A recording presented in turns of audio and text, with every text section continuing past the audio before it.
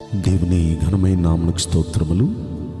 ఈ వాగ్దానం వింటున్న మీకందరికీ మన ప్రభువును ప్రియరక్షకుడైన యేసుక్రీస్తు నామములో శుభములు, మా హృదయపూర్వకమైన వందనములు తెలియచేస్తున్నాం.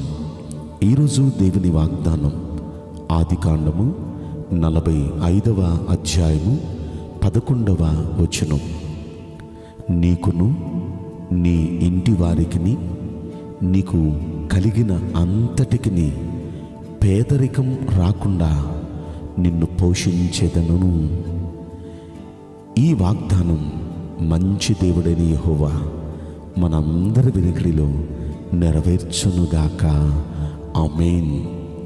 ప్రియ దైవ జనాంగమా, మంచి వాగ్దానం మన దేవుడిస్తున్నాడు. చూడండి, మనకు కానీ మన ఇంటి వారికి కానీ మనకు కలిగిన అంతటికీ పేదరికం అనేది రాకుండా మనల్ని ఆయన పోషిస్తాను అంటున్నారు.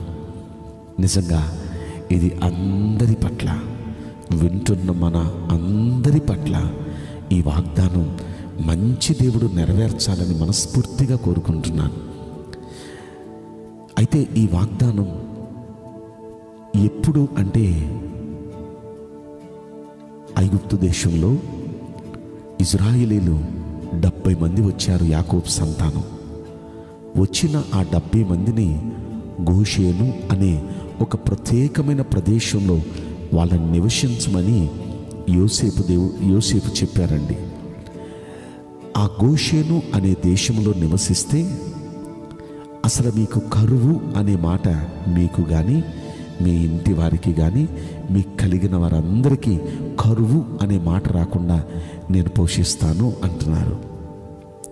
గోషేను అనేది ఒక ప్రత్యేకమైన ప్రదేశం, ఇజ్రాయేలీల కొరకు కేటాయించబడిన ఒక ప్రత్యేకమైన ప్రదేశం. ఈ సందర్భంలో మీకు ఇంకొక మాట కూడా నేను గుర్తు చేయాలి. రాజుల మొదటి గ్రంథంలో 17వ అధ్యాయంలో కూడా ఏలియా అనే భక్తుణ్ణి దేవుడు కెరీతు అనే ఆ వాగు దగ్గర దాగి ఉండమన్నారు. అది ఒక ప్రత్యేకమైన ప్రదేశం. ఆ ప్రదేశంలో దాగి ఉండమన్నారు. అక్కడుంటే నీకు కరువు అనేది రాకుండా అక్కడ నేను పోషిస్తాను అని ఏలియాతో దేవుడు చెప్పారు. దేవుడు చెప్పిన ప్రకారం కెరీతు అనే వాగు దగ్గరికి వెళ్ళి ఏలియా దాగి ఉన్నాడు. అలాగే ఇశ్రాయేలీలు కూడా యోసేపు చెప్పిన ప్రకారం గోషేను అనే ప్రదేశానికి వెళ్ళి అక్కడ దాగి ఉన్నారు. ఇక్కడ కెరీతు అనే మాటకు అర్థం ఏంటంటే ప్రత్యేకించబడుట. ప్రత్యేకించబడుట అంటే ఒక ప్రత్యేకమైన ప్రదేశం, ప్రత్యేకించబడిన జీవితం.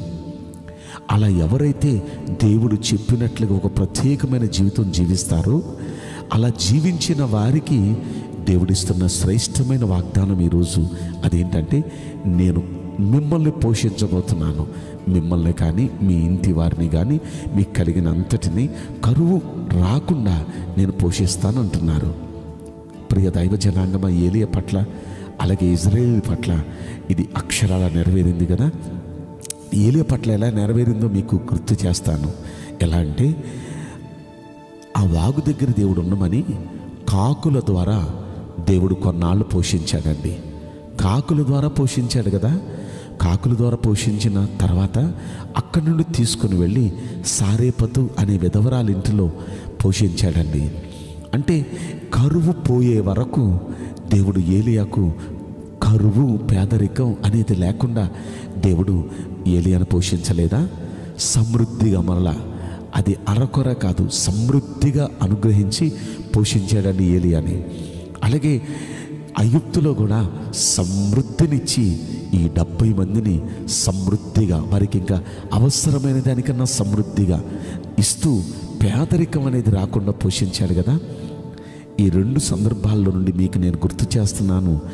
దేవుడు చెప్పినట్లుగా మనం ప్రత్యేకించబడిన జనాంగంగా, ఒక దేవుని పిల్లలుగా ప్రత్యేకంగా మనం జీవించగలిగితే మనకు కూడా పేదరికం అనేది లేకుండా, ఆర్థిక ఇబ్బందులు అనేది లేకుండా మన దేవుడు మనల్ని కూడా పోషించబోతున్నాడండి. మనల్నే కాదు, మన ఇంటి వారందరినీ, మనకు కలిగిన సమస్తాన్ని ఆయన అలా పోషించబోతున్నాడు, ఆయన అలా కాపాడబోతున్నాడు. అయితే ప్రత్యేకంగా మనం జీవించగలమా? ప్రత్యేకమైన జీవితం అంటే లోకానికి మనకు ఒక ప్రత్యేకత.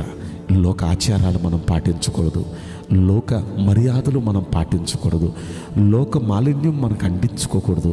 అసలు లోకంలో మనం ఒక ప్రత్యేకం. వీళ్ళ దేవుని పిల్లలండి, ఎలా పడితే అలా మాట్లాడరు, ఎలా పడితే అలా ప్రవర్తించరండి. అసలు వీళ్ళ పద్ధతులు కూడా వేరుగా ఉంటాయండి. మనలాగా వీళ్ళకి అమావాస్యలు పౌర్ణములు అనేవి ఉండవండి. మనలాగా మంగళవారాలు శుక్రవారాలు అనే సెంటిమెంట్లు ఉండవండి. మనలాగా అసలు వీళ్ళకి ఏ విధమైన సెంటిమెంట్స్ ఉండవని మన గురించి జనం చెప్పుకోవాలి. మనకు అన్ని రోజులు మంచి రోజులే, మనకు అన్ని నెలలు మంచి నెలలే, మనకు అన్ని గడియలు మంచి గడియలే. కనుక మనం ఏం చేసినా ప్రార్థన చేసుకొని మన ప్రభుల వారిని ముందు పెట్టుకొని మనం వెళ్ళిపోతూ ఉంటాం. మన ప్రభు మనకు తోడుగా ఉండి సహాయం చేస్తూ ఉంటారు. ప్రతి దినము ప్రతి గడియ అది మనకు ఆశీర్వాదమే. కనుక మనం ఒక ప్రత్యేకమైన జనాంగంగా మనం ప్రభు కోసం బ్రతుకుతూ ఆయన సాక్షులుగా మనం ఉండగలిగితే ఆయనకి మహిమ మన ద్వారా కలుగుతూ ఉంటే ఖచ్చితంగా ఈ భూమి మీద పేదరికం అనే మాట, ఆర్థికంగా ఇబ్బందులు అనే మాట లేకుండా దేవుడు నిత్యం మనల్ని, మన ఇంటి వారందరినీ పోషిస్తాడు. ఈ వాగ్దానం వింటున్న మనందరి వినికిడిలో మంచి దేవుడు నెరవేర్చునుగాక. ఆమేన్. నేను మీకోసం ప్రార్థన చేయబోతున్నాను. పరిశుద్ధుడా, ప్రేమగల యేసురాజా, మీ పరిశుద్ధ బంగారు పవిత్రమైన నామమునకు నిండు మనసుతో కోట్ల కొలదిగా స్తుతులు స్తోత్రములు వందనాలు చెల్లిస్తున్నాం.